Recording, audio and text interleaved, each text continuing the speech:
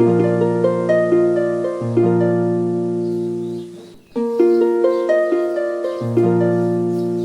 दोस्तों, आपका स्वागत है जीएस विद संजय में। आज का हमारा टॉपिक है संवैधानिक विकास, जो 1773 से ब्रिटिशकालीन भारत में शुरू होता है और स्वतंत्र भारत में संविधान सभा के द्वारा संविधान निर्माण के बाद खत्म होता है। मतलब संविधान बनने की यात्रा में ब्रिटिश काल में विभिन्न अधिनियम और विभिन्न सुधार के द्वारा संविधान में उनको शामिल किए जाने की प्रोसेस को संवैधानिक विकास कहते हैं। यह ऐतिहासिक रूप से लगभग आधुनिक भारत के समय में भी ऐतिहासिक रूप से विकास को ऐतिहासिक विकास होने के कारण इसे ऐतिहासिक विकास कहा जाता है। और प्रशासन में विभिन्न सुधार और विकास होने के कारण इसे प्रशासनिक सुधार भी कहा जाता है। तो आज का जो अपना टॉपिक है संवैधानिक विकास, मतलब भारत के संविधान बनने की यात्रा, वह आप ऐतिहासिक रूप से मतलब हिस्ट्री विषय के अनुसार भी पढ़ सकते हैं और साथ में पॉलिटी के रूप में पढ़ सकते हैं, क्योंकि ऐतिहासिक रूप से क्योंकि इसमें स्वतंत्रता के समय हुए परिवर्तन के बारे में अध्ययन किया जाता है, और पॉलिटिक क्योंकि इसमें संविधान निर्मित होने में संविधान में शामिल होने वाले विभिन्न पक्षों को शामिल किया जाता है। तो संवैधानिक विकास दो प्रकार से, जब कंपनी, क्योंकि लगभग 1757 से लेके 1857 तक यहाँ पे भारत पर कौन शासन कर रहा था? कंपनी। कौन शासन कर रहा था? ईस्ट इंडिया कंपनी, जो 1600 में कहा आई, भारत व्यापार करने के लिए आई। 1757 में उसने प्लासी के युद्ध जीता, 1700 में बक्सर के युद्ध जीता और भारत पर व्यापार के साथ साथ प्रशासन भी करने लगी। लेकिन उसका प्रशासन 1857 की क्रांति का परिवर्तित हो गया और भारत का प्रशासन British company, east India company से सीधे कहा चला गया? ब्रिटिश क्राउन, महारानी और वहां की संसद पर। समझ रहे? तो ये चीज आपको याद रखना है। तो ब्रिटिश कंपनी के तहत चार अधिनियम है। 1773 का अधिनियम, 1784 का अधिनियम, 1813 का अधिनियम, 1833 का, 1853। मतलब कि ये कंपनी को रेगुलेट करने के लिए और भारत के प्रशासन में विभिन्न सुधारों को शामिल करने के लिए ये अधिनियम है। इसके बाद ब्रिटिश के नाम संसद के द्वारा भारत को संचालित करने के लिए 1858 का, 1892 का, 1909 का, 1919 और 1935 के, ये सारी अधिनियम भारत की संविधान में विभिन्न प्रावधानों को शामिल करने के लिए महत्वपूर्ण। अपन को संवैधानिक विकास क्या है इसके बारे में समझना है। तो संवैधानिक विकास मतलब संवैधानिक विकास में जो संवैधानिक मूल्यों का जो विकास हुआ ना, वो संवैधानिक मूल कौन कौन से हैं? जैसे उदारता, जैसे स्वतंत्रता, जैसे समानता। मतलब जब विभिन्न अधिनियम भारत में आए, 1973 का, 1992 का, 1909 का, 1919, तो वहां से उन अधिनियमों से संवैधानिक मूल्यों का क्या हुआ? उदय हुआ। भारतीय लोगों को स्वतंत्रता, समानता, उदारता के बारे में मालूम हुआ। तो इन्हीं मूल्यों को जो संवैधानिक विकास के द्वारा संवैधानिक मूल्य जो उत्पन्न हुए, उनको भारतीय संविधान में बाद में शामिल किया। इन सारे मूल्यों को भारत की प्रस्तावना में आप देख सकते हैं। इसीलिए संवैधानिक विकास का महत्व है कि संवैधानिक विकास के अंतर्गत जो संवैधानिक मूल्य, उदारता, स्वतंत्रता, समानता, न्याय आदि का जो उदय हुआ, उनको भारतीय संविधान में शामिल किया गया। इसीलिए संवैधानिक विकास को पढ़ना जरूरी है। इसके बाद संवैधानिक संस्थाओं का विकास हुआ। संवैधानिक संस्थाओं का विकास। संवैधानिक संस्थाओं का विकास कैसे? मतलब संवैधानिक विकास की यात्रा में आप देखेंगे कि 1973 के बाद 1973 के रेगुलेटरी एक्ट के तहत कलकत्ता में एक न्यायालय की स्थापना की गई। उसी के आधार पर जब संविधान बना तो संविधान सभा ने उसी के तहत सुप्रीम कोर्ट की स्थापना की। इसी प्रकार विधायिका, केंद्रीय विधायिका, राज्य विधायिका आदि का निर्माण भी संवैधानिक विकास की प्रक्रिया में उन अधिनियमों में दिया गया, जिसको बाद में भारत के संविधान में शामिल किया गया। तो संवैधानिक विकास के द्वारा संवैधानिक मूल्यों का उदय हुआ और संवैधानिक संस्थाओं का विकास हुआ। इसीलिए संवैधानिक विकास को पढ़ना जरूरी है। अब हम देखेंगे कि विभिन्न अधिनियमों के अंतर्गत क्या क्या उपाय किए गए, जिनको बाद में संविधान में शामिल किया गया। तो सबसे पहला संवैधानिक विकास के अंतर्गत जो सबसे पहले एक्ट आया, उसका नाम है रेगुलेटिंग एक्ट। 1773 में रेगुलेटिंग एक्ट। ये कब आया? 1773 में। इसमें क्या हुआ कि जो मतलब कि 1965 के बाद जो बंगाल का गवर्नर था, वो बंगाल का गवर्नर क्या हो गया? बंगाल का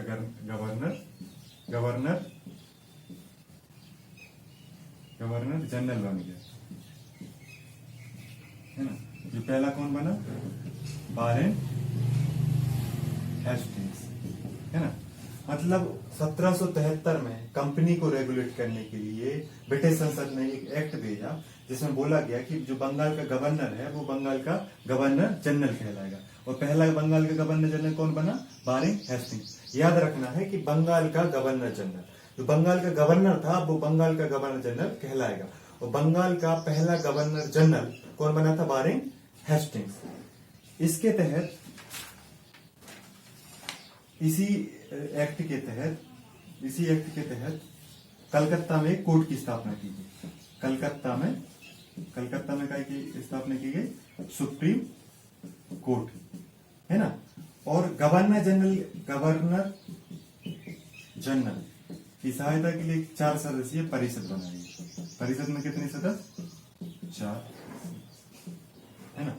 आपको याद रखना 1773 के रेगुलेटिंग एक्ट के तहत बंगाल का गवर्नर क्या होगा, गवर्नर जनरल, जो कौन बना, वारेन हेस्टिंग्स। कलकत्ता में काय की स्थापना की गई, सुप्रीम कोर्ट की 1774 में।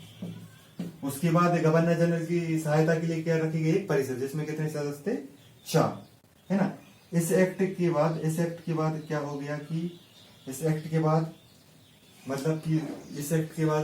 कंपनी पर ब्रिटिश संसद का नियंत्रण की शुरुआत हुई।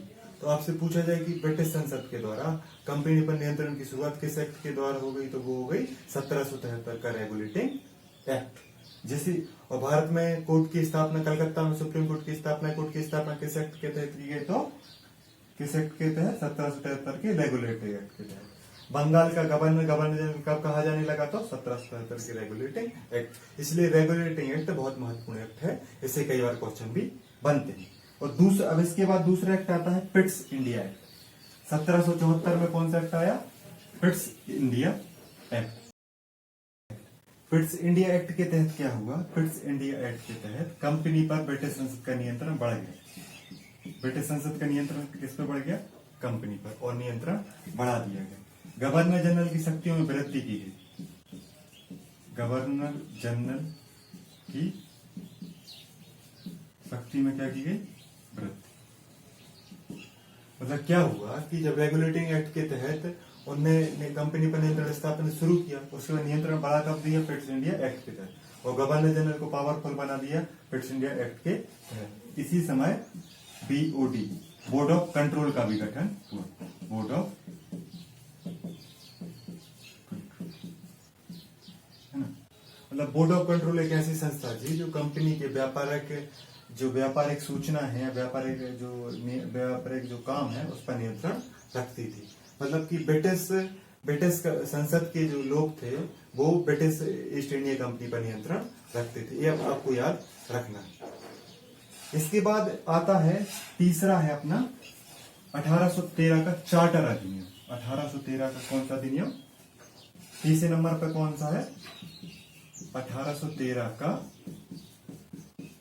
चार्टर।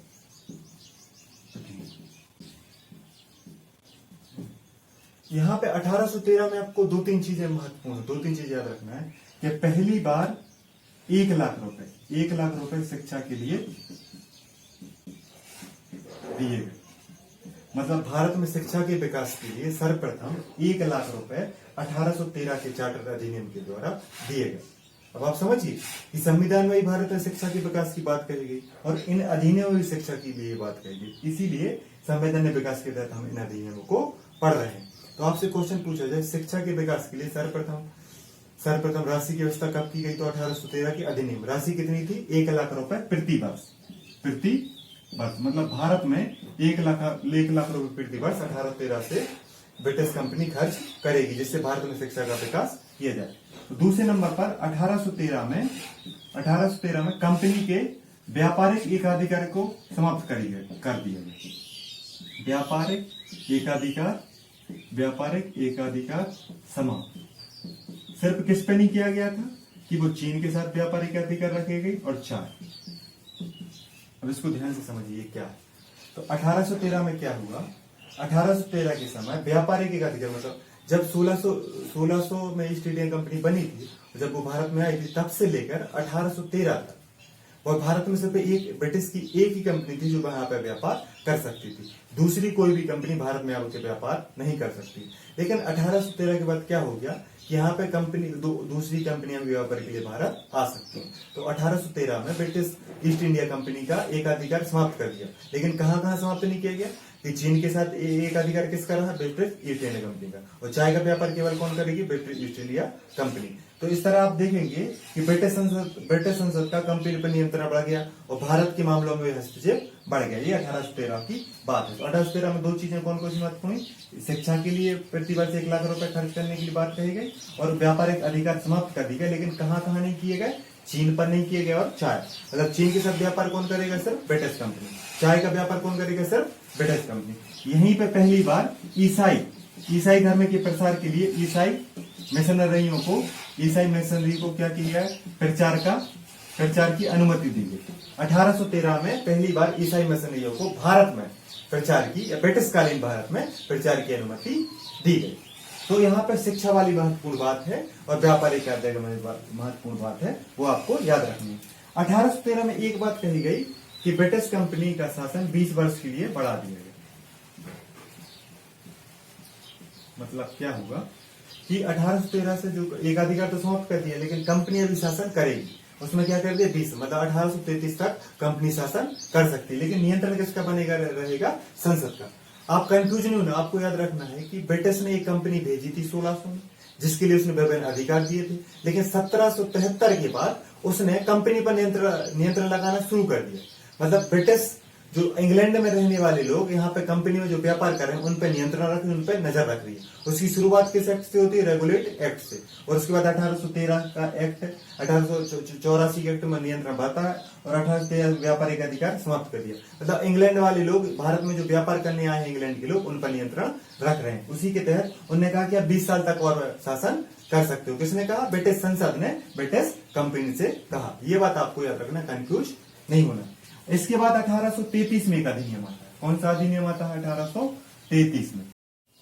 1813 के अधिनियम के बाद 1833 का अधिनियम है। 1833 के अधिनियम में भी क्या हुआ कि ब्रिटिश शासन ने ब्रिटिश कंपनी का 20 वर्षों के लिए शासन और बढ़ा दिया, 20 वर्षों के लिए शासन बढ़ा दिया। तो आपको याद रखना है कि 1813 में 20 वर्षों के लिए बढ़ा दिया गया, तो कहां पहुंच गए, 1833, और 1833 में फिर 20 वर्षों के लिए बढ़ा दिया, तो कहां पहुंच गए, 1853। मतलब 1813 के बाद 2 बार कंपनी ने 20 वर्षों के लिए का शासन बढ़ाया गया ब्रिटिश संसद के द्वारा ब्रिटिश कंपनी का। तो ये आपको याद रखना, कंफ्यूज नहीं होना, क्योंकि क्वेश्चन पूछते हैं कि 20 वर्षों के लिए शासन किस अधिनियम में बढ़ा गया, तो दोनों उत्तर सही है। इसलिए वो ऑप्शन में या तो 13 देंगे या 33 देंगे। ये बात आपको याद रखनी है। इसके बाद अपन को देखना है कि 1833 के अधिनियम में इसके जो व्यापारिक अधिकार है वो व्यापारिक एकाधिकार पूर्णतः समाप्त कर दिए गए। व्यापारिक एकाधिकार पूर्णतः समाप्त कर दिए गए, पूर्णतः समाप्त। जैसा कि अपन ने देखा था 1813 के अधिनियम ने क्या किया था, चीन और चाय का एकाधिकार कंपनी को दिया रखा था, लेकिन चाय और चीन का भी कब समाप्त कर दिया, 1833 में। इसलिए आपको याद रखना है कि व्यापारिक एकाधिकार समाप्त कब किया, 1813 में, और पूर्णतः समाप्त कब किए, मतलब चीन और चाय का भी कोई भी ब्रिटिश कंपनी आके भारत में व्यापार कर सकती है और चाइना में व्यापार कर सकती है, वो कब शुरू हो गया, 1833 में। इसके बाद 1833 में जो सबसे महत्वपूर्ण बात है जो भारतीय समाज के लिए की गई, वो आपको याद रखना है। मतलब कि भारतीय समाज की दृष्टि से 1833 के अधिनियम के तहत दास प्रथा को समाप्त कर दिया गया। किस प्रथा को, दास प्रथा को। यह क्वेश्चन कई बार बनता है कि किस अधिनियम के तहत दास प्रथा समाप्त की गई। तो 1833 के अधिनियम में दास प्रथा समाप्त की गई। इस समय एक चेंज और हुआ, दास प्रथा समाप्त हो गई, और साथ साथ जो बंगाल का गवर्नर जनरल है, बंगाल का गवर्नर जनरल, वो क्या हो गया, भारत का गवर्नर जनरल। क्या का गवर्नर जनरल, भारत का गवर्नर जनरल। पहले गवर्नर जनरल कौन थे, बेंटिक, विलियम बेंटिक। आपको याद रखना है 1833 के अधिनियम में बंगाल का गवर्नर जनरल भारत का गवर्नर जनरल कहा जाने लगा, और पहले व्यक्ति कौन थे जो भारत के गवर्नर जनरल बने, वो विलियम बेंटिक थे। उन्हीं ने ही दास प्रथा को समाप्त किया। ये सब काम कब हुए, 1853 के अधिनियम में। आपको याद रखना है कि जब अपन ने देखा था कि 1773 में क्या हुआ, बंगाल का गवर्नर जनरल, बंगाल का गवर्नर जनरल कौन बना? बारिंग हेस्टिंग। इसके बाद 1833 में क्या हो गया? वो भारत का गवर्नर जनरल। तो ये पदों से संबंधित, मतलब पद के नाम को कैसे परिवर्तित किया? तो 1773 में बंगाल का गवर्नर जनरल हो गया। कहाँ का? बंगाल का। मतलब 1773 तक 1833 तक बंगाल शब्द प्रयोग किया जा रहा था, लेकिन 1833 के बाद क्या शब्द प्रयोग किया जाने लगा? भारत का गवर्नर जनरल। और भारत के प्रथम गवर्नर जनरल कौन बने? विलियम बेंटिक ने कौन सा अच्छा सुधार किया सामाजिक दृष्टि से? उन्होंने दास प्रथा को समाप्त कर दिया। ये बात आपको याद रखनी है। कब हुआ? 1833 में। अब अपन को देखना है 1853 का अधिनियम। कौन सा अधिनियम? 1853 का। 1853 के अधिनियम में सबसे महत्वपूर्ण बात हुई कि इस समय विधानमंडल का गठन हुआ। किसका? विधानमंडल का। मतलब कि 1853 वह चार्टर है जिसमें पहली बार संवैधानिक संस्थाओं का विकास आरंभ हुआ। मतलब भारत पे नियंत्रण स्थापित करने और भारत का प्रशासन चलाने के लिए विधानमंडल ये निर्वाचित नहीं था, ये मनोनीत था। इसमें सदस्य मनोनीत होते, गवर्नर जनरल के द्वारा नियुक्त होते थे। लेकिन आपको याद रखना है, ब्रिटिश मंडल की शुरुआत या विधानमंडल की शुरुआत किस अधिनियम से हुई? 1853। और 1853 में क्या हुआ कि सिविल सेवा परीक्षा के बारे में बताया गया। मतलब कि 1853 के अधिनियम में पहली बार बताया गया कि सिविल सेवा की परीक्षा में कौन भाग ले सकता है या भारत में होगी कि नहीं होगी। ये आपको याद रखना है। किस अधिनियम में? सिविल सेवा परीक्षा का उल्लेख सर्वप्रथम किस अधिनियम में किया गया? तो 1853 में। और 1853 में क्या हुआ कि जो 20 वर्ष का जो शासन बढ़ाया गया था वो समाप्त हो गया। 20 वर्षों का जो शासन बढ़ाया गया था उसकी अवधि क्या हो गई? समाप्त। मतलब 1853 के बाद ब्रिटिश इंडिया कंपनी का शासन ब्रिटिश संसद कभी भी छीन सकती है। तो उसने कब छीन लिया था? 1857 की क्रांति के बाद। 1857 की क्रांति के बाद भारत में ईस्ट इंडिया कंपनी की जगह कौन शासन करने लगा था? British crown. ये बात आपको याद रखनी है। ब्रिटिश क्राउन कब? 1858 से। मतलब कि जो 1757 से जो ब्रिटिश कंपनी ने शासन शुरू किया 1757 से, वो उसका शासन कब तक चला? 1857 तक। मतलब भारत पर पहले 100 साल तक किसने शासन किया? एक व्यापारिक कंपनी जिसका नाम था ईस्ट इंडिया कंपनी। और 1858 के बाद उस पर कौन करने लगा? British crown. मतलब ब्रिटिश संसद और महारानी मिलकर भारत पर शासन करने लगे। तो क्वेश्चन बनता है ब्रिटिश क्राउन का शासन कब शुरू हुआ? तो 1858 से। कब शुरू हुआ? 1858 से। इसलिए एक महत्वपूर्ण अधिनियम 1858 में आया जिसके बारे में अपन 1858 के अधिनियम देखने के पहले आज हम देखेंगे आज अपन ने क्या पढ़ा। तो संवैधानिक विकास के अंतर्गत अपन ने विभिन्न संवैधानिक विकास को अपन दो भागों में पढ़ेंगे। पहला कंपनी का शासन 1757 से लेकर 1857 तक, उसके बाद ब्रिटिश क्राउन का शासन। तो आज अपन ने जो महत्वपूर्ण अधिनियम देखे उनमें सबसे पहला था 1773 का अधिनियम, जिसे अपन ने रेगुलेटिंग एक्ट बोला। इसके तहत आपको जो महत्वपूर्ण बात याद रखनी है कि बंगाल के गवर्नर को क्या बोले जाने लगा? बंगाल का गवर्नर जनरल। बंगाल का पहला गवर्नर जनरल कौन बना? बारिंग हेस्टिंग। ये रेगुलेटिंग एक्ट के तहत 1773 में हुआ। 1784 में कौन सा एक्ट आया जिसको अपन बोलते हैं Pitt's India act. Pitt's India act में क्या हुआ कि कंपनी का ब्रिटिश शासन का नियंत्रण, ब्रिटिश संसद का नियंत्रण बढ़ गया। तो 1784 के एक्ट को क्या बोलते हैं? पिट्स इंडिया एक्ट, क्योंकि उस समय ब्रिटेन के तत्कालीन प्रधानमंत्री का नाम क्या था? पिट्स। इसके बाद अपन ने देखा 1813 का अधिनियम। तो 1813 के अधिनियम में जो सबसे महत्वपूर्ण बात है कि भारत में शिक्षा के लिए कितने लाख रुपए खर्च प्रति वर्ष किए जाएंगे? 1 लाख रुपए। ये बात आपको याद रखनी है। इसके बाद 1813 का अधिनियम आता है जिसमें बंगाल की गवर्नर जनरल को क्या बोले जाएगा? भारत का गवर्नर जनरल। तो पहले भारत के पहले गवर्नर जनरल कौन थे? William Bentinck. ये किस अधिनियम के अंतर्गत बताया गया आपको? 1833। इसके बाद 1853 में का अधिनियम आता है जिसमें विधानमंडल का गठन किया गया, सिविल सेवा परीक्षा के बारे में बात की गई। तो आज की वीडियो में अपन ने ये देखा।